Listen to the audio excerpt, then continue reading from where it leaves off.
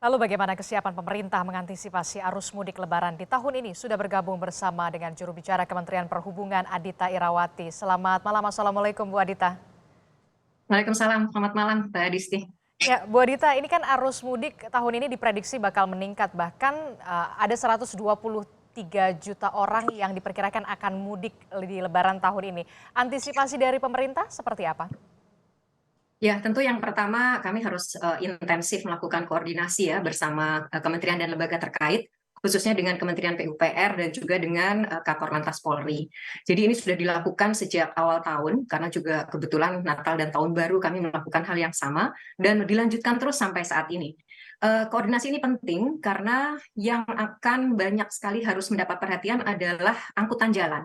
Tadi sudah disebutkan ada lebih dari 50% ya pelaku perjalanan ini akan menggunakan angkutan jalan. Dan memang terpusat di Jawa.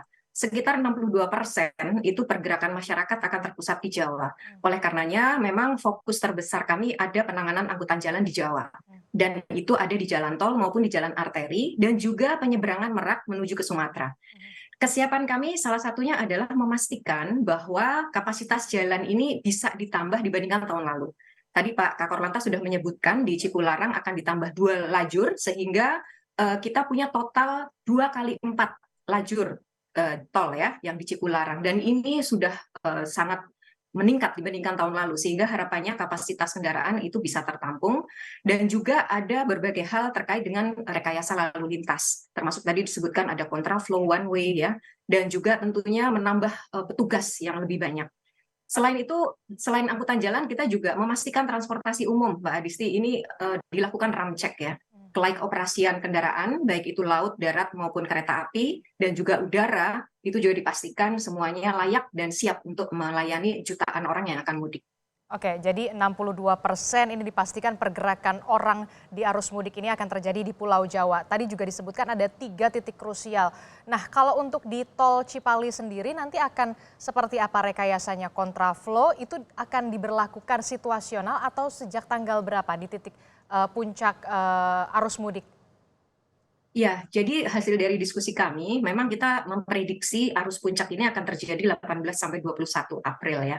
Karena 19 juga sudah dimulai cuti bersama, dan kami mengidentifikasi pergerakan masyarakat akan terjadi di puncak 3 tanggal itu. Nah, di tanggal itu memang akan diberlakukan rekayasa berupa kontraflow maupun one way. Sudah disebutkan juga bahwa untuk Cipularang dengan adanya penambahan ruas jalan atau jalur yang ditambah, ini juga tidak akan diberlakukan one way.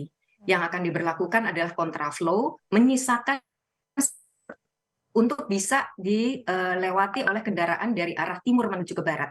Jadi dari Cipularang menuju ke Jakarta, Jabodetabek, yang mungkin juga akan melakukan penyeberangan sampai ke Sumatera.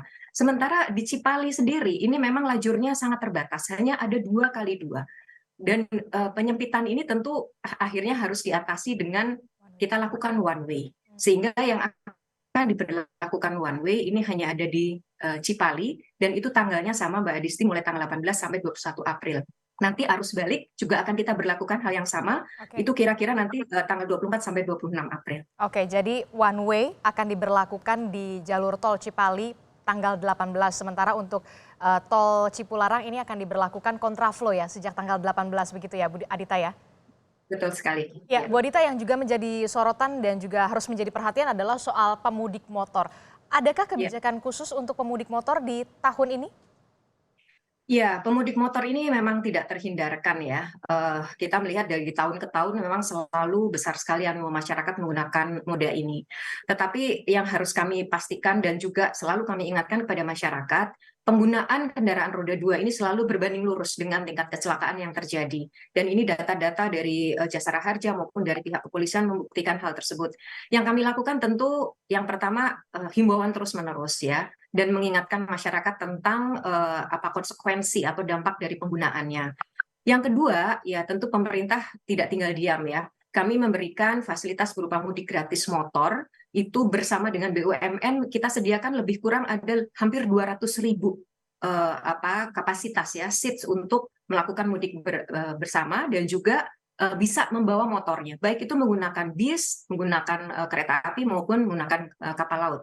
Jadi ini yang coba kami upayakan, dan tentu juga nantinya akan bersama dengan berbagai kalangan stakeholders itu melakukan himbauan terus-menerus.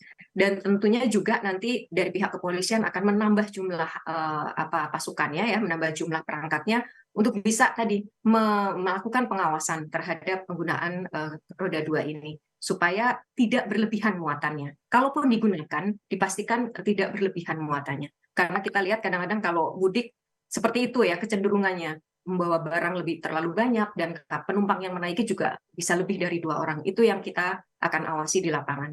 Oke, jadi kalaupun terpaksa harus mudik dengan menggunakan sepeda motor, dipastikan bahwa tidak membawa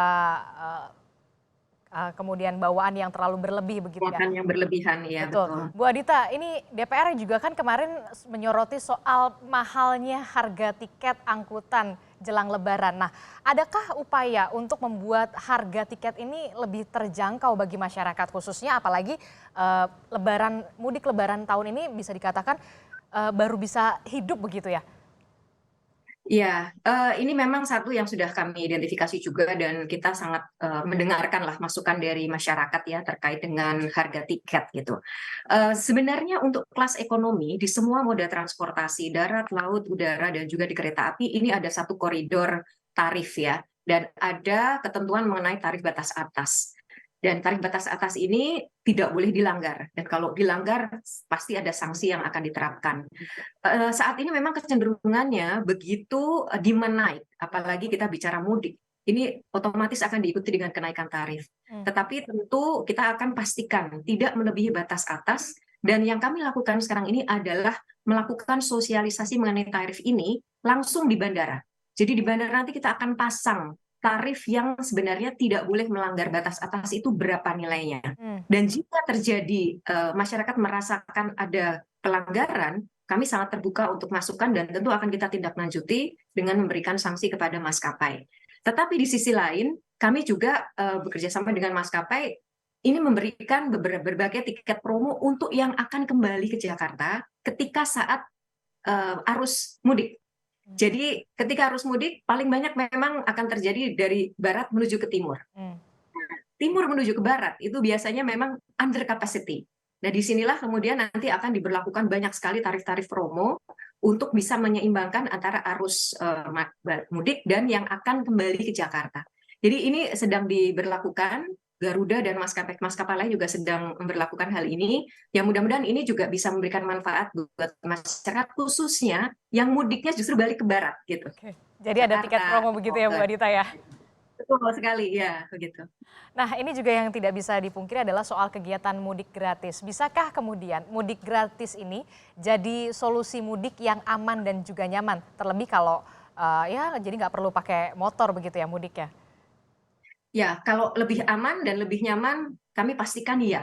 Karena sudah pasti kapasitasnya akan disesuaikan dengan kapasitas dari moda yang bersangkutan ya.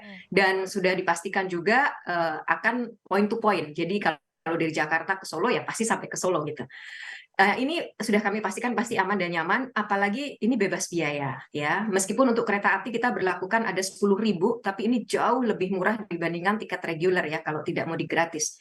Jadi ini yang kami himbau Mbak Adisti, tadi saya sebutkan ada kurang lebih 200 kapasitas yang bisa digunakan dan sampai saat ini kita melihat untuk kereta api dan untuk kapal laut itu masih sangat banyak kapasitasnya. Dan ini pasti kita minta masyarakat ayo manfaatkan ini karena sekali lagi bisa membawa motornya dan ketika sampai di tujuan kota itu langsung bisa juga melakukan kegiatan mobilitas menggunakan motor yang diangkut dengan mudik gratis.